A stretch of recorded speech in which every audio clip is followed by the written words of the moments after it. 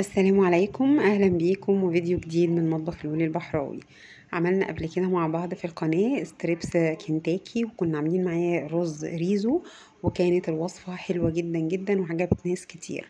النهاردة برضو هنعمل وصفة جديدة للرز الريزو والستريبس كنتاكي بكل بساطة، من غير بقى ما نضيف لا بيض ولا لبن ولا زبادي للتتبيلة، ولا نعمل عجينة ونخرج الستريبس من العجينة للدقيق ولا الليالي دي كلها. هنعمل النهاردة الستريبس بكل بساطة، بس في الأول نسمي الله ونصلي ونسلم على سيدنا محمد عليه أفضل الصلاة والسلام، ونشوف الوصفة السهلة دي هنعملها ازاي ومش هتاخد مننا ولا وقت ولا مجهود. ده رز مصري بلدي، مش رز بسمتي ولا حاجة. حاولت تكون الوصفة اقتصادية على قد ما نقدر. في الأول أنا جبت دول صدرين من الفراخ، بس كان حجمهم كبير شوية. انتوا استخدموا الكمية اللي انتوا حابينها، سواء بقى 2 3 كيلو 2 اكتر اللي انتوا حابينه. هنقطعه زي ما احنا شايفين كده بالشكل البسيط ده. قطع الستريبس بتبقى شوية سميكة، وتبقى معمولة بالطول كده غير قطع البانيه. كمية التتبيلة اللي انا هعملها هتبقى مناسبة لتقريبا كيلو من صدور الفراخ. انتوا بقى لو حابين تضاعفوا الكمية ضاعفوا برضو كمية التتبيلة. عندي دي كوباية مية عادية من الحنفية، هضيف عليها معلقتين من البابريكا، معلقتين صغيرين مليانين من البابريكا، سواء بقى مدخنة أو عادية. وكمان هنضيف عليهم معلقتين صغيرين مليانين من الشطة. ما تخافوش، ما تقلقوش خالص، مش هيبقى حر ابدا. يعني انتوا يعني هتدمنوا الوصفة دي قوي قوي بصراحة. دي كل حاجة فيها سهلة وبسيطة والطعم بجد خطير. دي بقى ربع معلقة صغيرة من ملح الليمون، وربع معلقة صغيرة من البيكنج صودا اللي هي الكربوناتو بتاعة الطعمية أو اللي بنعمل بيها العرقسوس. بكل بساطة لا هنضيف لبن ولا زبادي ولا أي حاجة. وبعدين عندي بقى معلقتين صغيرين من التوم البودر. يبقى كل المقادير اللي احنا حطيناها أو التوابل اللي احنا حطيناها معلقتين معلقتين معلقتين. الملح بقى نحط معلقة واحدة صغيرة أو حسب الرغبة، وكمان رشة صغيرة من الفلفل الأسود، يعني تقريبا نص معلقة صغيرة. اللي حابب يستخدم فلفل أبيض يقدر يستخدمه. هنقلب بقى كده كل المكونات مع بعضها بالمضرب اليدوي العادي زي ما احنا شايفين. تتبيلة سهلة جدا جدا وخفيفة ولايت وفي منتهى الجمال. هنضيف بقى كده قطع الستريبس اللي احنا طبعا غسلينها ومنضفينها ومصفينها. اهم حاجة نقلب القطع الستريبس في التتبيلة كده ونخليها تتغلغل كده جواها كويس قوي. طبعا هناخدها دلوقتي ندخلها التلاجة على الاقل ساعتين او 3، ويفضل طبعا لو عملناها من قبلها بيوم بالليل وخليناها لتاني يوم في التلاجة ما بيجرالهاش اي حاجة. زي ما انتم ملاحظين لا ضفنا لا ليمون ولا خل ولا اي حاجة. هنيجي بقى هنا نعمل الرز ده عبارة عن 2.5 كوباية من المية، واضيف عليهم بصلاية صغيرة متقطعة صغير، وفصين توم متقطعين شرايح، وكمان مكعب من المرقة. نقدر نخلي المرقة مكعبين لو حابين، بس انا هكمل الملح بملح ابيض عادي. وكمان معلقتين كبار من الكاتشب، ومعلقتين كبار من الصويا صوص الغامقة، ومعلقتين كبار من الزبدة. نقدر نخلي الزبدة دي معلقتين من السمنة أو 3 معالق من الزيت بديل الزبدة. وهنزل عليهم ب2.5 كوباية من الرز المصري مغسول مش منقوع، ومصفيينه طبعا كويس جدا.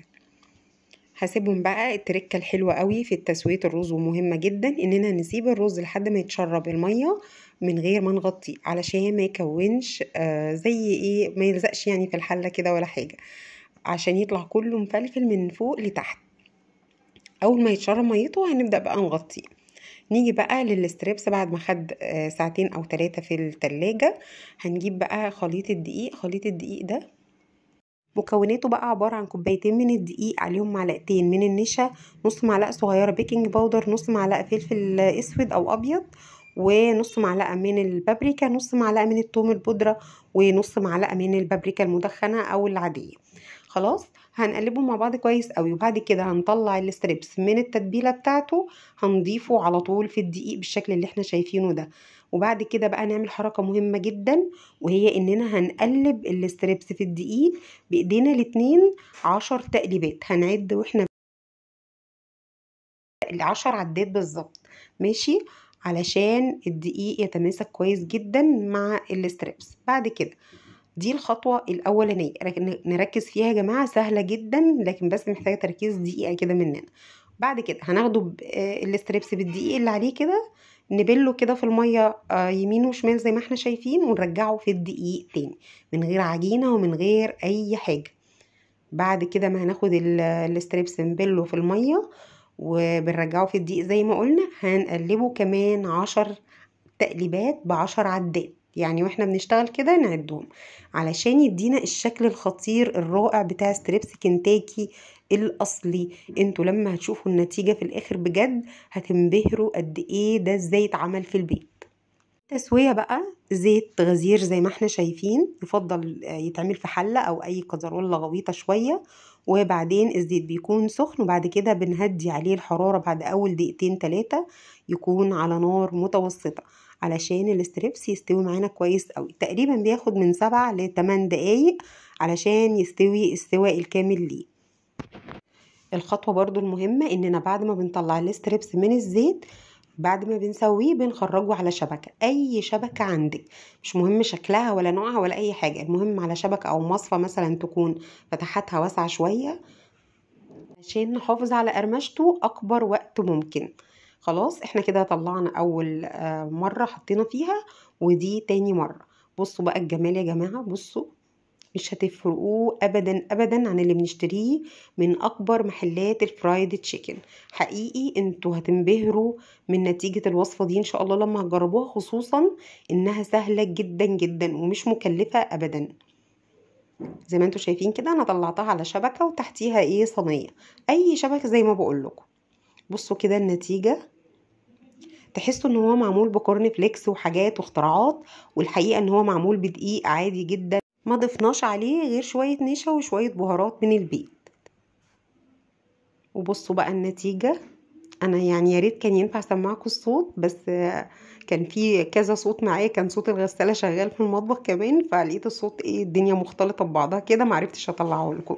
لكن حقيقي كان مخرفش ومقرمش وقرمشته خطيرة، احلى مليون مرة من الاستريبس اللي بنشتريه جاهز المعبأ في اكياس من كذا شركة. انا جربت تقريبا معظم الشركات، ده احلى بكتير يا جماعة، صدقوني هيعجبكم جدا جدا.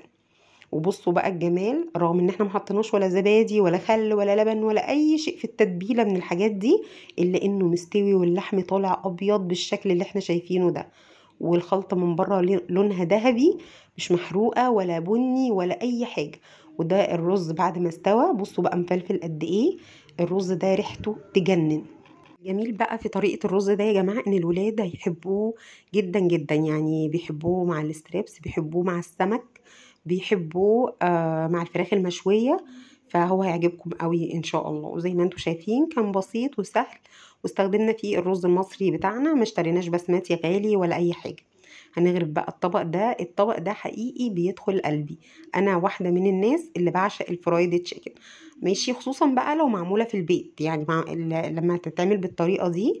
ولو كان في وقت كنت عملت جنبها كون سلو، بس في اليوم ده انا كنت مستعجلة ما عملتهاش، لكن طبعا لما بيبقى فيه كون سلو او تومية جنب الاكلة دي بتبقى خطيرة. عند التقديم بقى لو حابين نضيف عليها كده على الرز شوية كده من الكاتشب نضيف، هما بيعملوا كده في كنتاكي وبيبقى برضو طعمه تحفة. انتوا هتحسوا انتوا بتاكلوا الأكلة دي اكنكم بالظبط قاعدين في مطعم كبير، بجد دي مش مبالغة، انتوا هتجربوا ان شاء الله وهتشوفوا ولا صوت القرمشة مش عايزة اقولكم خطير. كده قلنا كل الأسرار بتاعت خلطة كنتاكي الأصلية من قلب المصنع نفسه، وإن شاء الله تعجبكم. لو عجبتكم الوصفة ما تنسوش بقى اللايك والشير والاشتراك في القناة وتفعيل جرس الإشعارات على الكل علشان يوصل لكم إشعارات بكل وصفاتي الجديدة أول بأول. أشوفكم في فيديو جديد على خير، والسلام عليكم.